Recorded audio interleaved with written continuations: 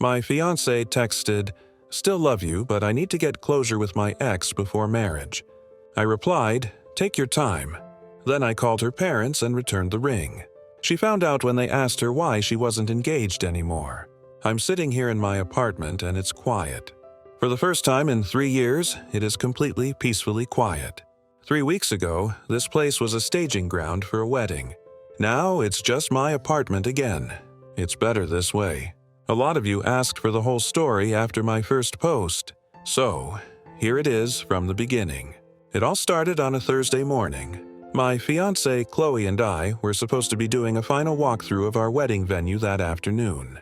We were 3 weeks out from the big day. Everything was paid for. Non-refundable deposits everywhere. Her dress was ready, my suit was tailored, invitations had been sent, and RSVPs were in. We were, for all intents and purposes, locked in. I was in the middle of a conference call when my phone buzzed on the desk. A text from Chloe. I figured it was about the venue, maybe a reminder about the time. I was wrong. The text read, "Hey, I know this is bad timing, but I can't stop thinking about Mark. I feel like I need to see him and get real closure before we get married. It wouldn't be fair to you to walk down the aisle with any doubts. I still love you, but I need to do this for myself. I'm going to see him this weekend. Don't worry." I read it once, then a second time, then a third. It felt like the words were rearranging themselves on the screen. Closure with her ex-boyfriend Mark, the guy she dated for 5 years before me, the one she always described as intense and complicated. The guy whose name would occasionally pop up, leaving a weird tension in the room. 3 weeks before our wedding, she needed to go see him for closure. Something inside me didn't break. It didn't even crack. It just went cold. It was the kind of clarity you get when you're driving in heavy fog and it suddenly vanishes, revealing you're 2 feet from the edge of a cliff. All the little things from the past few months suddenly snapped into focus, her being distant. The late-night texting she claimed was with her bridesmaids. The vague answers about her plans. I ended my conference call. I sat there for maybe 5 minutes just staring at the wall. I thought about the life we were supposed to build. I thought about the promises we'd made, and then I thought about that text message. It wasn't a request for permission. It was a notification. She had already decided. She was telling me, not asking me. She was putting her unresolved feelings for another man ahead of our commitment 3 weeks before we were supposed to make it legally binding. And in that moment, I realized I was not going to be the guy who waits at home worrying while his fiancée goes on a soul-arching trip with her ex. I was not going to be Plan B. I was not going to be a doormat. I picked up my phone. My hands were perfectly steady. I typed my reply to her. "Take your time." Then I put my phone on silent, opened my laptop, and got to work. The wedding wasn't just being postponed. It was being dismantled effective immediately. My first call was not to my friends. It was not to my family. It was to Chloe's parents. Her father, David, answered. He's a decent guy, a bit formal, but he always seemed to like me. "David, it's Alex," I said, keeping my voice calm and even. "I'm sorry to bother you at work, but something serious has come up regarding the wedding." He immediately sounded concerned, asking if Chloe was okay. "She's fine," I said. "But she has just informed me that she's going to spend this weekend with her ex-boyfriend Mark to get closure before our wedding. She feels this is something she needs to do." There was a long silence on the other end of the line. I could hear him breathing. "She what?" "She's going to see Mark. She said she can't marry me with doubts. I'm not sure what will happen after her trip, but I cannot in good conscience move forward with the wedding under these circumstances. As of this moment, the engagement is off." More silence. I could hear his wife Sarah in the background asking what was wrong. I heard him mutter to her. Chloe went to see Mark, then back to me. His voice was different, colder. "I see. Thank you for letting us know, Alex. I don't know what to say." "There's nothing you need to say," I told him. "I just felt you and Sarah had a right to know immediately. I have a couple of rings here I'd like to return to you as well. This is probably a good time to explain the rings." When we got engaged, Chloe was very insistent on the idea of us both having engagement rings. She called it a modern symbol of our equal commitment. She had a custom one made for me, a simple platinum band. It was her parents' gift to me, a welcome to the family gesture. I wasn't thrilled with the idea, as it's not really a tradition for men here, but it seemed to make her happy, so I went with it. Now, that equal commitment felt like a joke. "I can drop them off this evening," I continued. David just sounded defeated. "Yes, that's fine. I'll be home after 6. The next series of calls were to the vendors. I started with the venue. I explained that the wedding was canceled. The woman on the phone was sympathetic but firm. The final payment made 2 weeks prior was non-refundable. That was a painful $20,000 pill to swallow. Same story with the caterer, the photographer, the band. Each call was a nail in the coffin of the $60,000 wedding we had planned.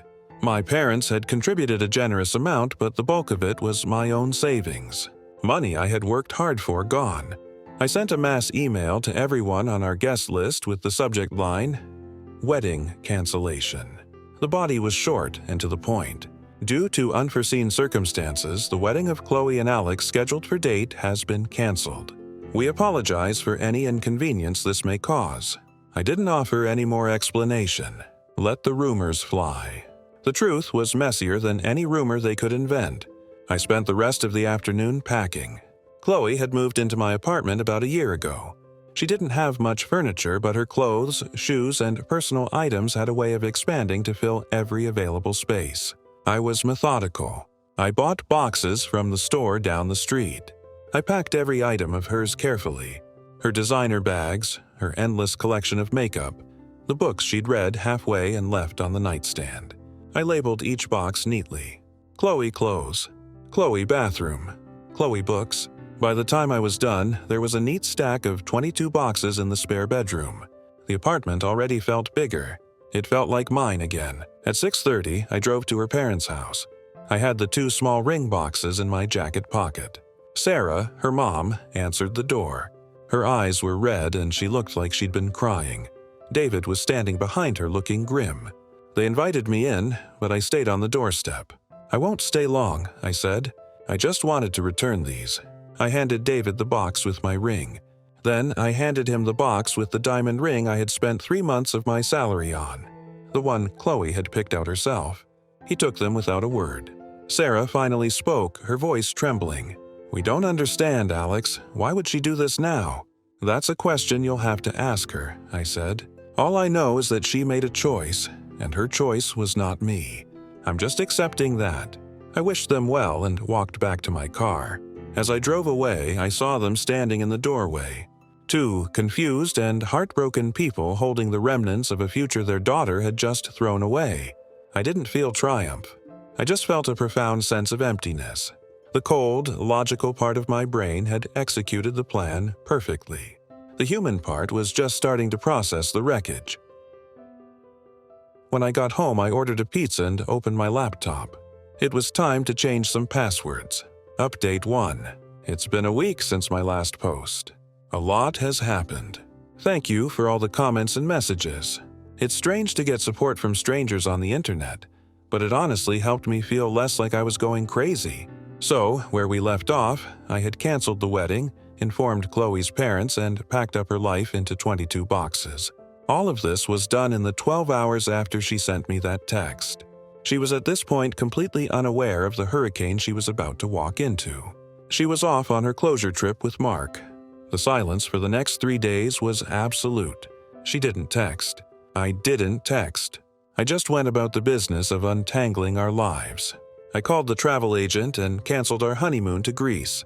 Lost another $5,000 on that. I went through all our shared accounts and subscriptions, methodically removing her name, changing passwords. I contacted the landlord and had her name officially removed from the lease agreement. She wasn't a legal tenant, just listed as an occupant, so it was a simple process. On Sunday evening, my phone finally buzzed with a message from a number I didn't recognize. It was Chloe's best friend and maid of honor, Jessica. "Alex, what is going on? Chloe's parents are freaking out and not making any sense." They said, "You called off the wedding. Is this some kind of joke?" I replied simply, "No joke. The wedding is off. You should probably ask Chloe why." Jessica's response came instantly. "She's not answering her phone. We're all worried." "What did you do?" The sheer audacity of that question, "What did you do?" was almost funny. They immediately assumed I was the problem. I didn't bother to reply. The main event happened on Monday morning. I got a call from an unknown number. I let it go to voicemail. A few minutes later, a message appeared. It was Chloe, and she sounded hysterical. "Alex, call me right now. My mom just called me screaming. She said, 'You gave my ring back.' What is going on? Why would you do that without talking to me? This is insane. Call me." She must have just finished her weekend of closure and was hit with the news from her mother. Not from me. I was, after all, respecting her wishes. Then the text started pouring in. A flood of them.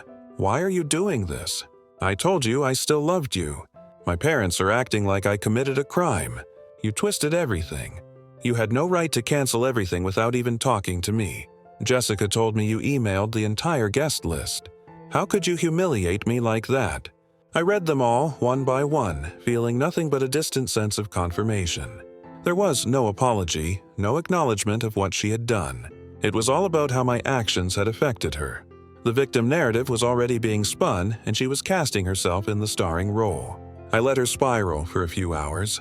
Then I sent my only reply. "You said you needed to get closure before you could marry me. I accept that. The engagement is over. Your belongings are packed in the spare room. Please let me know when you would like to arrange for them to be picked up. I would prefer if you had your father or a moving service handle it." The response was immediate and furious. She called me a monster, a coward, a psycho.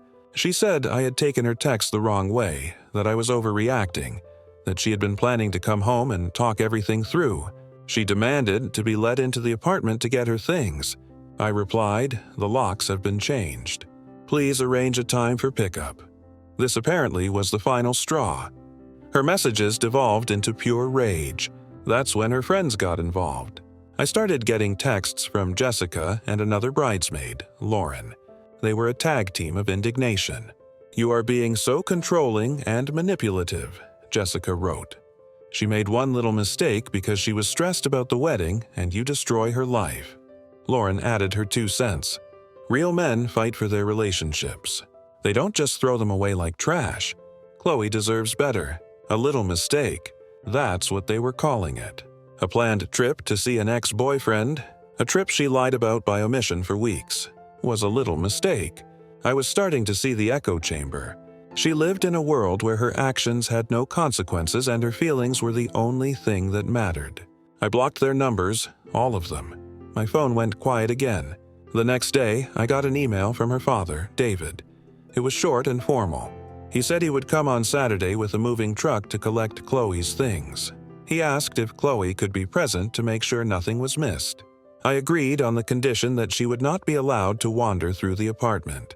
She could stand in the entryway and direct her father. He agreed. The rest of the week was spent in a weird limbo. I went to work, came home to a half-empty apartment, and tried to process the fact that my life had completely changed in the span of a few days.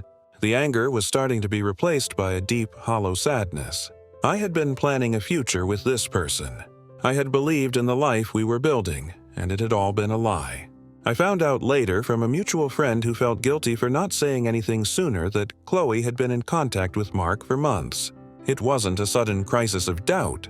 It was a prolonged emotional affair that she had been hiding. The closure trip was supposed to be her final test. She was going to see if the fantasy of getting back with Mark was better than the reality of marrying me. She wanted to have her cake and eat it too. She just never imagined that while she was gone, I would throw the whole cake in the trash. Saturday came. The moving truck pulled up right on time. David and his brother came to the door. Chloe was standing behind them on the sidewalk. She wouldn't look at me. Her face was puffy and she was wearing sunglasses even though it was overcast. She looked smaller than I remembered. I propped the door open and stood in the hallway. "The boxes are in the spare room," I told David. 22 of them. "Everything is packed." For the next hour, they carried boxes out of my apartment. Chloe stood in the entryway, pointing and directing. Her voice a strained whisper. She tried to make a few comments to me. "You didn't have to do this, Alex. We could have talked. This is cruel." I didn't respond. I just stood there, arms crossed, watching them erase the last traces of her from my home. When the last box was loaded, David came back to the door. He looked exhausted. "That's everything," he said. He hesitated, then looked me in the eye. "For what it's worth, son, "I'm sorry." I just nodded. Chloe walked up behind him. She had taken her sunglasses off. Her eyes were full of a strange mix of anger and desperation. "Are you happy now?" she asked, her voice cracking. "You got what you wanted. You ruined everything." I looked at her. Really looked at her for the first time since this all began. I didn't see the woman I had planned to marry. I saw a stranger. "I didn't ruin anything, Chloe," I said, my voice quiet but firm. "I just cleaned up the mess you made." Then I closed the door. Update 2.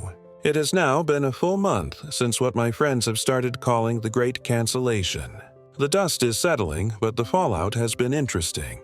The quiet in my apartment is no longer eerie. It's peaceful. I'm rediscovering my own space, my own routines. It's amazing how much of yourself you can lose in a relationship without even realizing it. After the movers left with Chloe's 22 boxes of shame, I expected the drama to die down. I was wrong. The next phase was the smear campaign. Clue, with the help of her loyal lieutenants, Jessica and Lauren, launched a full-scale assault on my character. It started on social media. Vague posts about surviving emotional abuse and escaping a toxic, controlling relationship. They never used my name, but the context was clear. Mutual friends started looking at me sideways. I got a few messages asking for my side of the story. At first, I ignored it. I'm not a fan of airing dirty laundry in public, but it escalated. I heard through the grapevine that Chloe was telling people I had a temper, that I was financially controlling, and that I had canceled the wedding in a fit of rage over a minor disagreement. She was painting herself as the victim who had been callously thrown out on the street. The closure trip with Mark was conveniently omitted from her version of events. The tipping point came when I got a call from my mother. She was distraught. One of her friends had heard from a friend of Sarah's, Chloe's mom, that I had been horrible to Chloe and that the breakup was all my fault. The lies were starting to affect my family, and that was a line I wouldn't let them cross. I realized I couldn't stay silent anymore, but I wasn't going to engage in a messy social media war. That's what she wanted. She wanted me to look angry and unhinged to prove her narrative right. My revenge, I decided, would be quiet, precise, and based on one thing she couldn't argue with, her own words.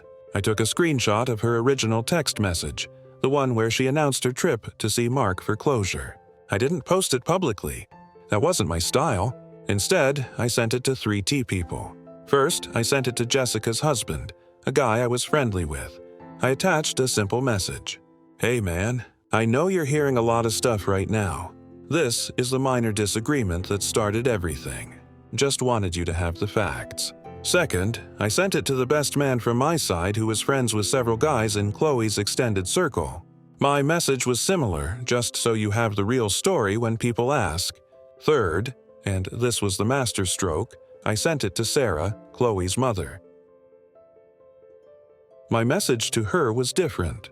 "Sarah, I have stayed silent while Chloe tells everyone a version of events that is not true.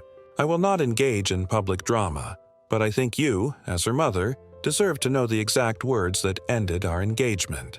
This was her choice. My only choice was how to react to it. The effect was immediate and devastating. Jessica's husband, a non-nonsense type, was apparently furious that his wife was involved in spreading lies. I heard he had a very serious conversation with her about loyalty and honesty. Jessica went completely silent after that. No more text, no more social media posts. The rumor mill among our mutual friends ground to a halt and then started turning in the other direction. The story of the text message spread like wildfire. Suddenly, everyone understood. My actions, the canceled wedding, the packed boxes, the changed locks made perfect sense in this new context. I wasn't a villain. I was a guy who refused to be played for a fool. But the most significant fallout came from Chloe's own family. Sarah, faced with the undeniable proof of her daughter's betrayal, in her own words, could no longer maintain the victim narrative. The dynamic in their house apparently shifted overnight. It was no longer about comforting poor, heartbroken Chloe. It became about confronting Chloe's terrible decision-making. And what about Mark, the catalyst for this whole disaster? I found out what happened there from a friend of a friend. Chloe's grand romantic reunion didn't go as planned. Mark was apparently flattered that she came to see him and they had a great weekend reconnecting. But when she showed up on his doorstep a week later with 22 boxes, a canceled wedding, and a whole lot of drama, he panicked. He wasn't looking to pick up the pieces of her life. He was married, yes, you read that, right? Mark was married. It was something Chloe had conveniently forgotten to mention. He had apparently told her it was a mistake and they were basically separated. A classic line that she chose to believe. His wife, however, did not see it that way. When she found out Chloe was planning to move into their guest room for a little while, she gave him an ultimatum. Chloe goes or I go. He chose his wife, so Chloe's escape plan, her grand test of fate, had imploded. She had torched her engagement for a man who was never actually available. She was left with nothing. No fiancé, no backup boyfriend, no apartment. She was 31 years old, living in her childhood bedroom with her parents looking at her with a mixture of pity and profound disappointment. The financial reality also began to set in. Chloe had quit her job 2 months before the wedding, a mutual decision we made, so she could focus on the final preparations, and then we would figure out her next career move after the honeymoon. She had no income. She had been living entirely off my support. Now that was gone. She had a car payment and credit card bills that she had no way to pay. The desperate text started again, this time to my parents. Apologies, regrets, pleas for them to talk to me. My mom called me, her voice sad. She seems truly broken, Alex. She's not broken, Mom. I told her she's just broke. There's a difference. I had one final piece of business to take care of. The $60,000 we lost on the wedding. My parents and I had agreed to split the loss, but it still stung. Then I had an idea. I called a lawyer and asked a simple question. We had a joint savings account that we had both contributed to for wedding expenses. After I paid the final vendor deposits, there was still about $10,000 left in it. Money that was now legally half mine. However, Chloe, in the days between her return and getting her boxes, had drained the account completely. My lawyer sent a letter to her parents' address. It was a formal demand for the return of my $5,000 from the joint account, citing her withdrawal as an bad faith conversion of shared assets post-separation. It also included an itemized list of all the non-refundable wedding expenses, making it clear that while I wasn't legally pursuing her for half of the $60,000, the moral debt was hers to carry. The check for $5,000 arrived a week later, sent by her father. There was no note. It was the last communication I ever received from their family. It wasn't about the money. It was about the principle. It was the final quiet confirmation that they knew she was in the wrong. The battle was over. Final update. It's been 6 months now. The seasons have changed. The raw anger has faded, replaced by a quiet sense of peace I haven't felt in years. I'm writing this final update not because there's more drama, but because there isn't. And that, I've learned, is the most satisfying revenge of all. Life moves on. My apartment is fully my own now. I repainted the living room, bought a new couch that is much more comfortable than the one Chloe picked out, and filled the empty closet space with my own things. I've started hobbies I let slide during my relationship, hiking on weekends, joining a weekly trivia team with some old friends. I'm rediscovering the person I was before I became half of a we. The aftermath for Chloe has been, from what I've heard, difficult. The news about Mark being married spread through our old social circle and solidified her reputation as someone who makes disastrously selfish choices.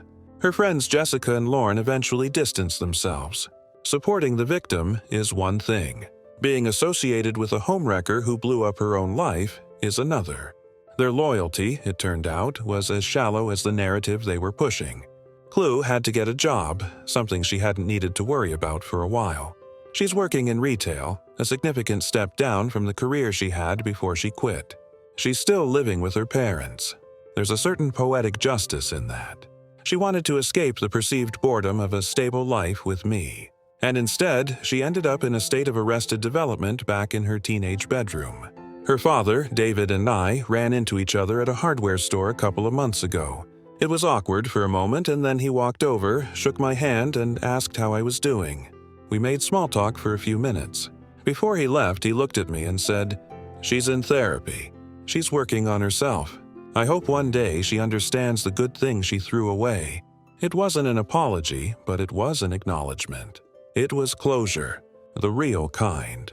The best revenge hasn't been watching her struggle. I take no joy in her unhappiness. The best revenge has been my own success and peace of mind. I'm thriving. My work is going well.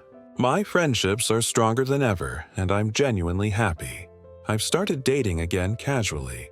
It's nice to meet new people without the weight of a shared future pressing down. A few weeks ago, my trivia team was at a bar and I saw her, Chloe. She was with a group of people I didn't recognize. Our eyes met across the room. For a second, I saw a flash of the old Chloe, the one I fell in love with. Then it was gone, replaced by a look of deep, profound regret. She gave me a small, sad smile and then looked away. I didn't feel anger. I didn't feel pity. I felt nothing at all. And I knew in that moment that I had truly won. She wanted to find closure with her ex. Instead, she gave me closure from her, and for that, I am genuinely finally grateful. Thank you all for listening. It's time to sign off and move.